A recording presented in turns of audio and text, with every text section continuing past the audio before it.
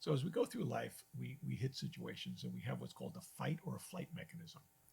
And it comes back to the days, when we were wandering out in the woods and we walking up to it, doing hunting and gathering or whatever we're doing, and we come across a lion, and we can either choose two things. We can either fight the lion, and maybe we'll win, maybe we won't. We can choose to run away, which is flight, and we may protect ourselves. Or the third case, which is the most dangerous, is we freeze because we don't know what to do. We freeze, like a deer caught in the headlights. We freeze, and we don't do anything because we're frozen with fear. Now, in today's world, we when we're working on goals and objectives, we reach into the same thing. We either fighting to go towards our goals, we're fleeing and running away from our goals, and maybe it's fear of achieving the goals, or the worst case that I think is when you're frozen and you don't know what to do.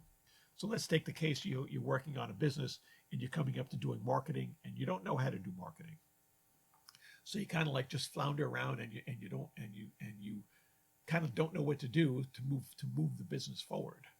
So by not focusing on marketing and just kind of like stuck in this little circle of, gee, I don't know how to do it. You write some of that down and you say, oh, I'll come back to it later. I'll do it tomorrow, the next day. Before you know it, months have gone by and you haven't focused on any of the marketing aspects.